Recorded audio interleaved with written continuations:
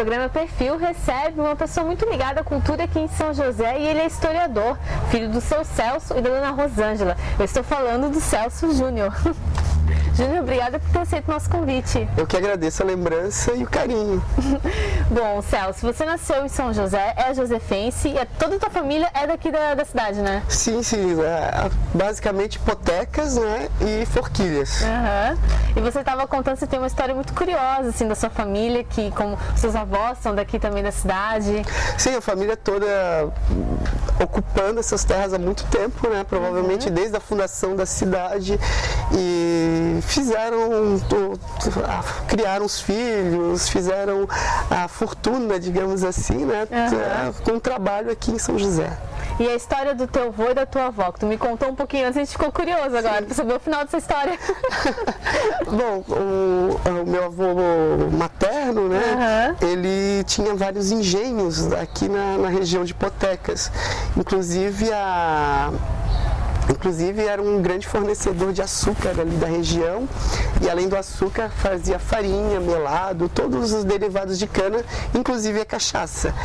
Então, essa cultura de engenho, né, foi passado pela minha mãe para nós, né, pelo fato de ela ter trabalhado desde criança dentro do engenho. Há histórias muito curiosas que, como ela era a única menina da família, né, ela tinha que vestir as roupas dos irmãos que sobravam. A família não tinha posses, né, era uma família pobre, e quando queriam mexer com a minha mãe na rua, chamava ela de menina, então ela ficava muito possessa e saía correndo com um relho, aqueles pedaços de couro atrás dos meninos para cima e para baixo, lá naqueles morros de Potecas, que hoje seria o bairro São Luís, o final do bairro São Luís, ali a Cova da Onça, como os mais antigos conhecem. E essa tua ligação, teu pai é poeta, é o seu Celso Souza. Sim, desde criança, né, a gente foi criado escutando ele dedilhando o violão e fazendo aquela trova que hoje em dia poucas pessoas fazem isso, mas naquela época existia até competição, digamos que era concursos assim de trovadores, e por causa desse ambiente familiar, né, a gente foi criado com muita ligação com música e a cultura, e também conhecemos diversas partes do estado por esses deslocamentos, ou para se apresentar, ou para ir visitar um amigo, enfim. Eu, com 6 anos, eu conheci um verdadeiro rodeio campeiro em Alfredo Wagner, aquele que o pessoal acordava às 5 horas da manhã e ia dormir na hora que o sol baixasse, porque não tinha energia elétrica. Então, assim, eu tive uma infância muito feliz. Então, desde cedo, tu tem essa ligação com a cultura, devido à tua família também, a história, isso sempre te interessou? Sim, e outro motivo bastante interessante que instigou, né, isso foi o fato de eu ter convivido com todos os meus bisavós. Então, assim, o vô Amaral, o bisa Amaral morreu com 101, a bisa Filomena morreu com 108, a última esposa do meu bisavô também morreu com 98, 97 anos. Então, assim, eu consegui receber, né, de informações, de histórias, uma bagagem desde o século XIX praticamente até os meus avós terem partido, né, que hoje em dia morreu tudo, infelizmente, mas a lembrança que deles. Fica. E foi muito importante que dessa forma a gente acabou ficando a gente ficou cuidando, né, desse patrimônio cultural da família, que geralmente quando morria, essas velharadas, vão jogar tudo fora, aquela coisa. Você guarda? A gente guardava. Então a gente tem tigelas, outros objetos que pertenceram a essa história da família, que estão guardados lá, depositados, digamos assim, em casa, inclusive fotos, desde 1898 nós temos fotos assim de familiares que são curiosas, porque como Florianópolis e São José eram cidades muito pequenas, né? As ligações das familiares eram muito próximas, então famílias tradicionais conviviam eu convivi como qualquer outra pessoa no mercado público ou no porto que existia, né? E mesmo aqui no interior, naquelas festas de igreja, as festinhas de quermesse, como eles falam. Você até mesmo conheceu o hábito dessas pessoas, né, Celso? Sim. É muito bom a gente conhecer também como é que era, né? Sim, e por causa disso fica toda também a memória urbana, a gente recebe deles a memória urbana. Por exemplo, quando a gente passeava, andava por alguma rua, dizia, aqui morou fulano de tal, aqui era a casa de cicrano, aqui tinha isso, aqui tinha aquilo. E até pessoas que moravam em São José não se lembram, desconheciam determinados points, né, daquela época deles. E a gente acabou, sem querer, sendo referência. Às vezes alguém está precisando de alguma informação, acaba indo lá em casa pedir ela. É engraçado isso. E quando falando da questão da memória urbana, né, tem muitas regiões da cidade, como em qualquer cidade, que não existe mais essa herança, né, essa herança cultural do passado. Até que nós estamos gravando hoje no Centro Histórico de São José, que é um lugar privilegiado, né? Sim. Isso é natural, né? A evolução da cidade, a própria evolução da cidade acaba acontecendo através da renovação, né? Mas algumas coisas são necessárias preservarem, não só pela beleza arquitetônica ou pela história, como o próprio espaço que a gente está hoje, que tem uma ligação com o próprio Brasil Império, mas pelo fato de serem pontos de ligação social, como uma igreja ou uma praça, ou até uma casa antiga que serviu de, sei lá, de abrigo para alguma autarquia pública, ou então até uma casa de uma pessoa um benzedor, ou enfim, que prestava, que recebiam pessoas. Esses pontos são interessantes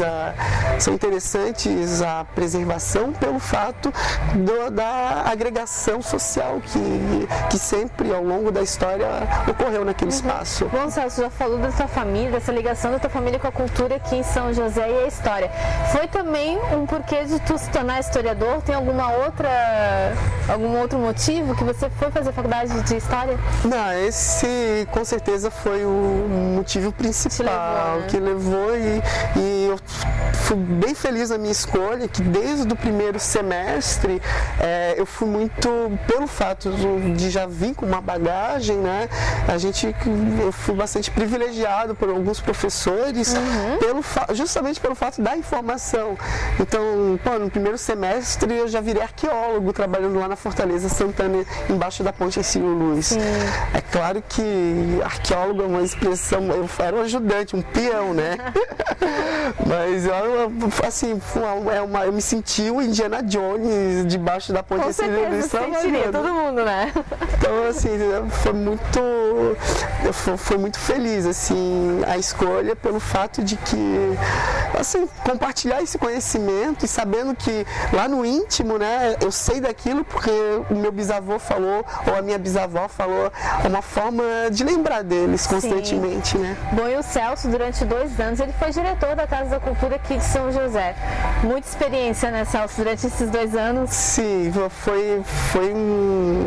foi 2 anos de muita alegria, assim, principalmente além de disponibilizar, né, o espaço para as pessoas aqui da cidade, para os artistas e para o próprio usufruto da população, a gente conseguiu oferecer para São José eventos bastante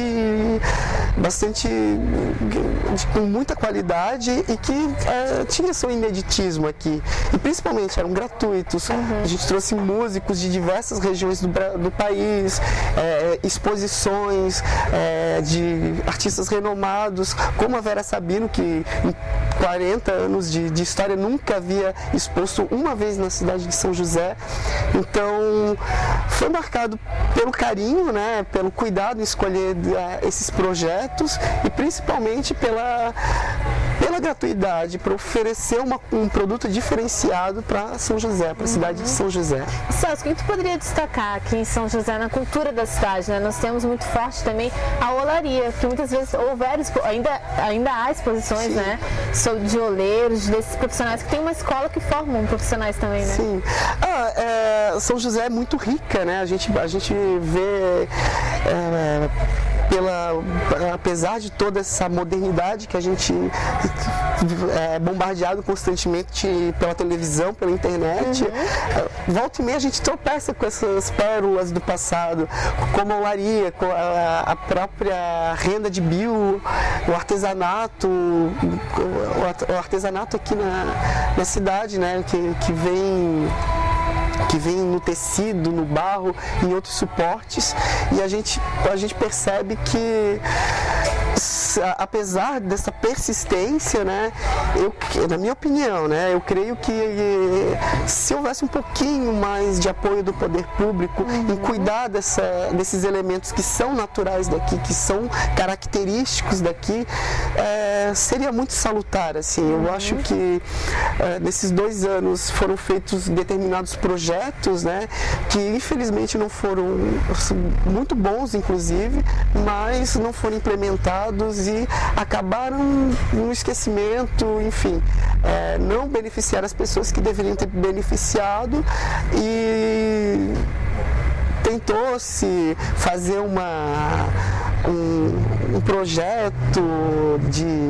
projeto de divulgação, alguma coisa muito foguete, digamos assim, né, em bom português, mas com poucos resultados. Isso, infelizmente, acontece sempre quando se trata de cultura.